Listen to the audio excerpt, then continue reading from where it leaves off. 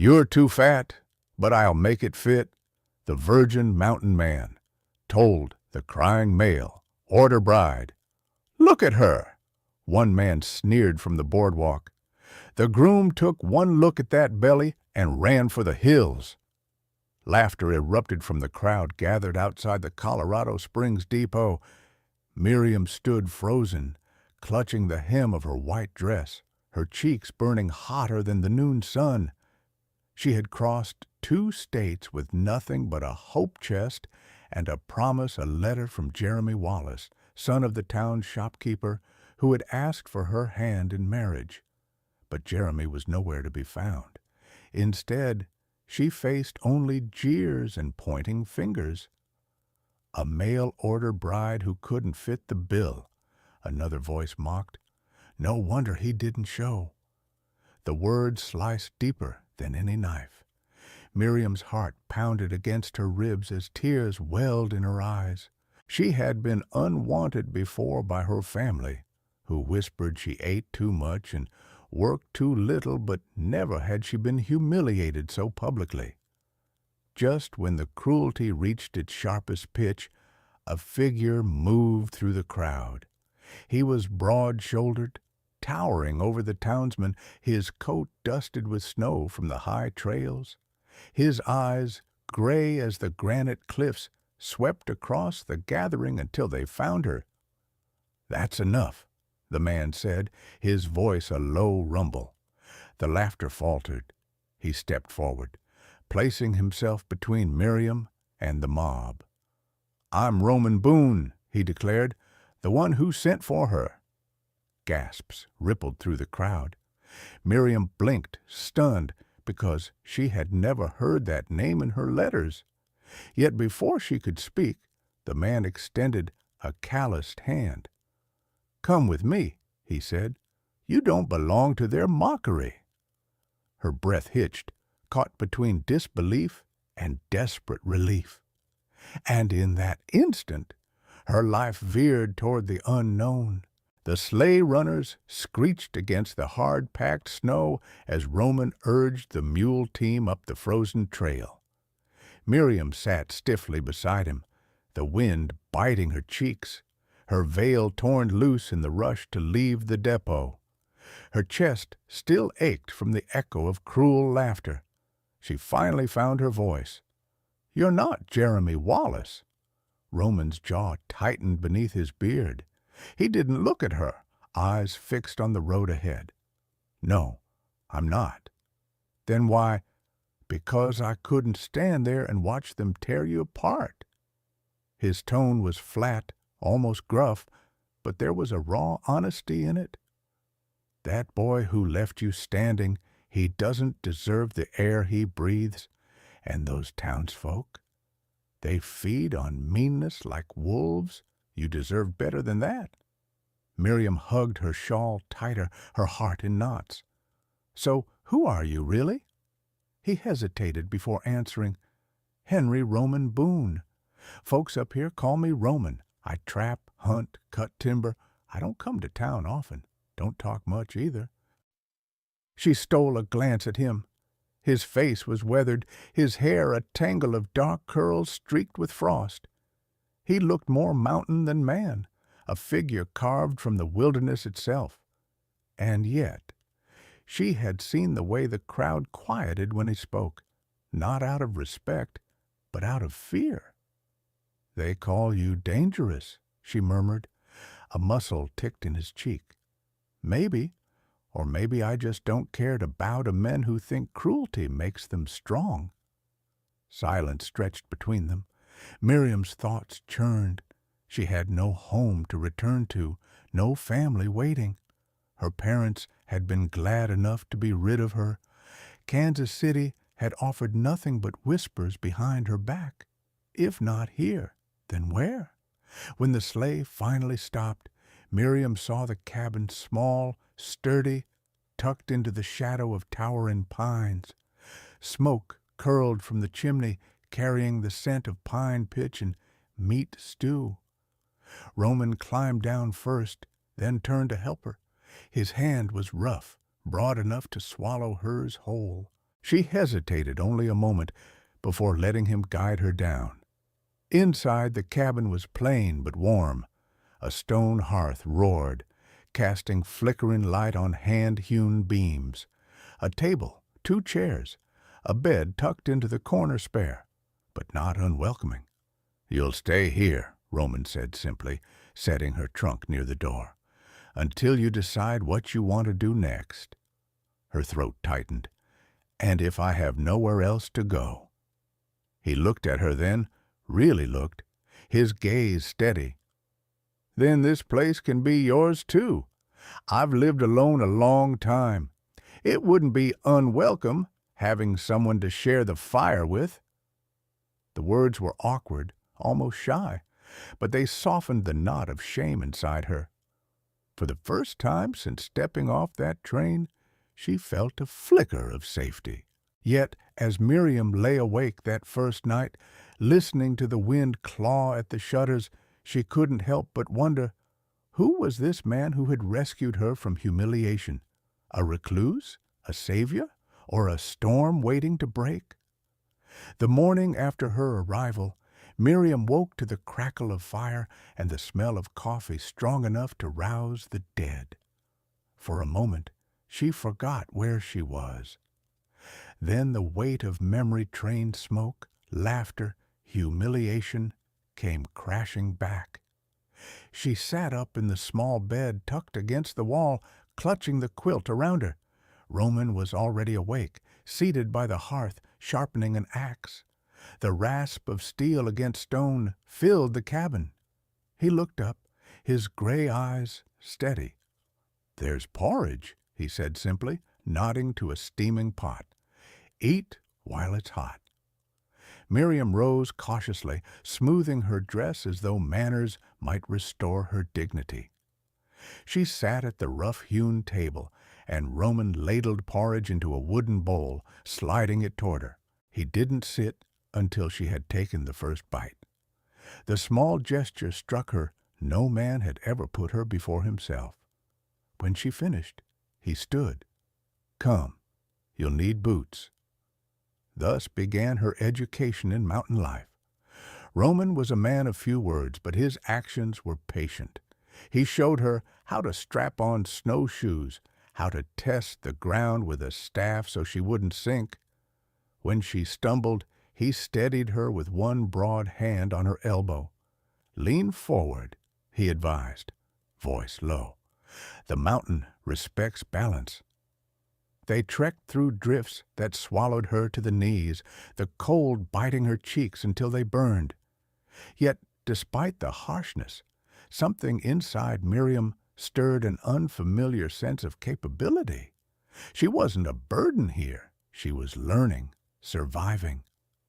Later, Roman led her to the woodpile.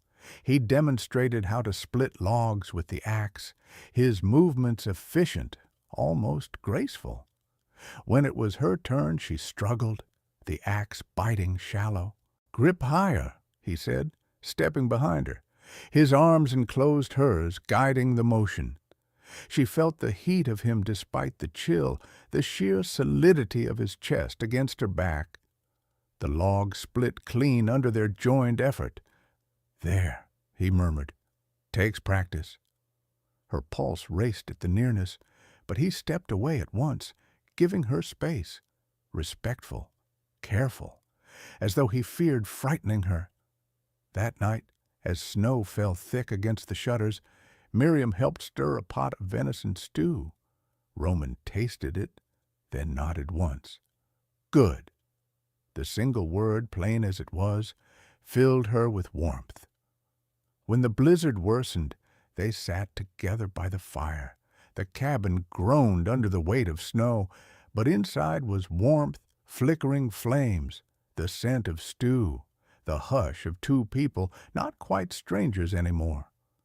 Roman finally spoke of himself. "I never took a wife," he said, staring into the fire. "Never knew what to say to women. Folks in town call me slow or dumb as a stump. Easier to keep to myself." Miriam's heart clenched. "You're not dumb," she said quietly. You saw me when no one else would." His gaze flicked to her, sharp with surprise, then softened. "You deserved better." In the stillness that followed, Miriam dared to share her own truth. "My family called me a burden, said no man would want me as I am. That's why I answered the letter. I thought perhaps someone could look past it." Her voice cracked. "But Jeremy didn't." Roman's jaw tightened. "Then he's a fool." The words hung between them, heavy with conviction. Outside, the storm howled. Inside, two wounded souls sat by the fire, beginning to recognize themselves in each other. And though neither spoke it aloud, the mountain itself seemed to whisper that their journey together had only just begun. Snow pressed thick against the cabin windows, muting the outside world. For Miriam, days began to take on a rhythm she had never known. Quiet mornings of work, evenings by the fire, the steady heartbeat of survival on the mountain. And within that rhythm, something unexpected bloomed. At first, she felt awkward in Roman's home, uncertain where to place herself. But Roman never treated her as an intruder. When she offered to sweep the floor, he simply handed her the broom. When she insisted on helping with the stew, he moved aside and let her stir, only stepping in to add salt. Slowly, she came to see that this place could be more than his. It could be theirs. One afternoon, she hung scraps of fabric as makeshift curtains. Roman paused in the doorway, arms full of firewood, his brow furrowed. "What are those?" "Curtains," she said, embarrassed. "They're rough, but I thought it might make the room feel less bare." He set the wood down and studied the cloth. After a long pause, he nodded once. "Looks warmer already." Her heart swelled at the small approval. The cabin grew cozier with each passing week. Miriam laid down a rug she had carried from Kansas, patched quilts for the bed, even coaxed Roman into letting her bake bread. He was clumsy with the kneading, flour dusting his beard, but he never once mocked her efforts. In fact, when she burned the first loaf, he simply ate it without complaint, saying, "Fills the belly, doesn't it?" There were other moments, too small kindnesses that caught her off guard. When she struggled to split logs, he built her a lighter axe handle and sanded it smooth so it fit her grip. When she caught a chill, he left an extra fur pelt by her bedside without a word. When she grew quiet, lost in thought, he asked, "What's weighing on you?" and waited, patient, until she was ready to answer. And though he was a man of few words, she noticed he always let her eat first. Always. It was during one of those long evenings by the fire that Miriam finally laughed, really laughed. Roman had tried with stubborn determination to whittle a spoon from pine. The result looked more like a club. She giggled until tears ran down her cheeks, covering her mouth in mortification. Roman's lips curved into a smile, small, fleeting, but real. "Glad it pleases you," he muttered. Her laughter softened into something tender. She realized then how rare it was for him to smile and how precious it felt to see it. The more she watched him, the more she saw the man beneath the silence, the way he brushed snow off his shoulders before stepping inside, the way he bent low to stack wood so she wouldn't have to, the way his hands so large, so capable, were always gentle when they touched her arm or guided her steps. And in turn, he began to see her differently, not as the girl the town had mocked, but as a woman who worked tirelessly beside him, who endured the cold without complaint, who brightened the cabin with color and laughter. One evening, after a long day hauling wood, Miriam sank into the chair by the fire, exhausted. Roman returned from outside and found her there, eyes closed. He hesitated, then draped a blanket over her shoulders. She opened her eyes just enough to see him. "You're kind," she murmured, half dreaming. He stiffened, unused to the word. Then softly, he replied, "Not kind, just glad you're here." The words lingered in the firelit air, wrapping around her like the blanket itself. That night, as the storm howled and the fire snapped, Miriam lay awake, heart racing. She was beginning to believe something she had once thought impossible, that this mountain man, awkward and silent, might truly care for her. And Roman, sitting at the hearth long after she slept, stared into the flames and wondered at the same truth. Spring thaw came late to the mountain. Snow still clung to the shaded ravines when Roman returned one evening with a look Miriam had not seen before. His jaw locked, eyes dark, shoulders heavy, as if he carried a burden. She set aside her mending. "Something's wrong." He dropped his pack and sat at the table. For a long time he said nothing, just rubbed his scarred hands together. Finally he spoke. "I ran into Noose today, elder of the Ute. He says the railroad men are coming." Miriam frowned. "Railroad?" Roman nodded grimly. "They want to cut a line through this valley. They'll tear the forest apart, drive off the game. Worse, this land is sacred to the Ute. Noose said his people buried their fathers here. He asked me to stand with them." Her heart tightened. "And will you?" His gaze lifted, raw and uncertain. "I owe him. Years ago, when I was half dead from a rock slide, it was Noose who found me, who set my bones and gave me food. But if I fight the railroad, I'll be marked an enemy to every man in town." Miriam reached across the table, laying her hand over his. "You already stood against a whole town for me." He swallowed hard, squeezing her fingers once before letting go. "This is bigger. They won't just laugh. They'll burn, they'll kill, and I don't want you paying the price." Her throat ached. "Roman, I've been paying the price of other people's cruelty all my life, but for the first time I have something worth standing for, worth keeping." Silence stretched, heavy and fierce. That night Miriam could not sleep. She kept thinking of the railroad men, the greed in their eyes, the way her own family had discarded her as though she were nothing. She remembered the charred ruins of a neighbor's farm back in Kansas, burned when the land was wanted by richer hands. She had sworn never to feel so helpless again, and yet fear gnawed at her. What if Roman was hurt? What if she brought ruin upon him, just as her parents always claimed she would? The next morning she confessed her fear as they hauled water from the spring. "Maybe it would be easier if I left," she whispered. Roman turned so sharply she dropped the bucket. "Don't say that." "But—" He gripped her shoulders, eyes blazing. "You think you're a burden? You're the reason I get up every day. Before you, I was half dead already.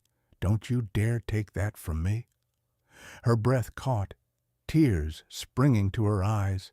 She had never been anyone's reason before, yet their fragile hope was soon tested. A week later, smoke rose on the horizon. When they hurried down to the lower trail, they found the cabin in ruins, burned black, walls collapsed, the air still acrid with ash.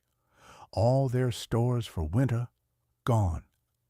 Miriam sank to her knees, the devastation crushing her chest. Roman stood rigid, fists clenched. "Railroad men," he growled. "They left their mark." Miriam's throat burned with guilt. "This is because of me. They want to drive me out to shame you for keeping me." He knelt beside her, taking her soot-stained hands in his. No, this is because they fear anyone who won't bow to them. Don't carry their sin on your back. Still, despair gnawed at her. They had no home, no food, no proof of the land deed she had tucked away in the cabin chest. Everything that had rooted them was gone. But as Roman pulled her to her feet, his voice was steady. A home can burn, but you— He pressed her hand over his heart. You can't be taken from me unless you choose it, and I'll fight tooth and nail before I let them. For the first time, Miriam saw not only the gentle recluse who had offered her shelter, but the warrior who could stand against the world. And she knew the storm between them and the railroad had only just begun. The attack came with the storm. Wind shrieked through the pines as torches bobbed like angry stars along the trail. Miriam clutched Roman's arm, her breath clouding in the cold air as she counted at least 20 men railroad thugs, rifles slung across their backs, boots crunching in unison. At their head rode a foreman with a red scarf tied at his throat, his voice booming.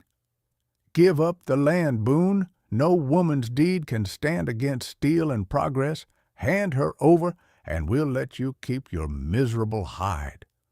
Roman stepped forward, shoulders squared, axe gleaming in his hand. His voice thundered back. She's my wife, and this land is hers. You'll have neither. The men jeered. One raised his torch, ready to hurl it toward the cabin, but before it could fly, an arrow whistled from the tree line, striking the ground at his feet. All eyes turned to the shadows, where Noose and a band of Ute warriors emerged, silent but resolute. The foreman cursed. Savages and hermits! You think you can stand against progress? Another sound rose then, wagon wheels, boots pounding. From the opposite slope came townsfolk, the very people who had once mocked Miriam. Bundled against the storm, they carried not weapons, but blankets, lanterns, sacks of food. The blacksmith raised his hammer, his voice carrying. We've had enough of being trampled. She stood tall when we spat on her. We'll stand tall now. The standoff trembled on a knife's edge. Lightning split the sky, thunder rolling down the valley. Miriam stepped forward before Roman could stop her, snow swirling around her skirts. You call this progress, she cried, voice fierce, but all you've built is ruin. You burned our home, and yet here we stand still unbroken. You want to own everything, but you can't own a heart that refuses to bow. Her words carried into the storm.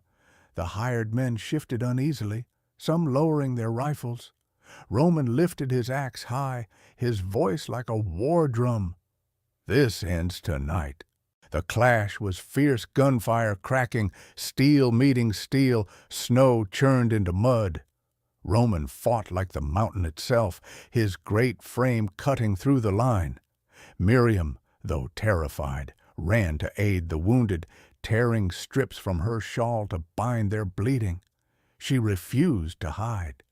When the foreman charged, Roman caught him full in the chest, sending him sprawling into the snow. With Noose's warriors pressing from one side and townsfolk from the other, the railroad men broke ranks, scattering into the storm. Their torches hissed out in the drifts, leaving only the glow of lanterns and the ragged breath of those who remained. Roman stood in the center of it all, chest heaving, axe dripping with melted snow. Miriam reached him, her hand trembling as it found his.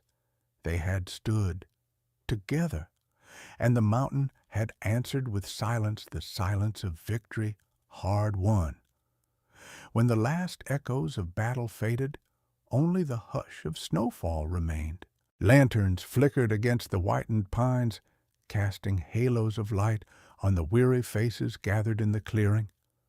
Miriam leaned into Roman's side, her body aching, but her spirit alight.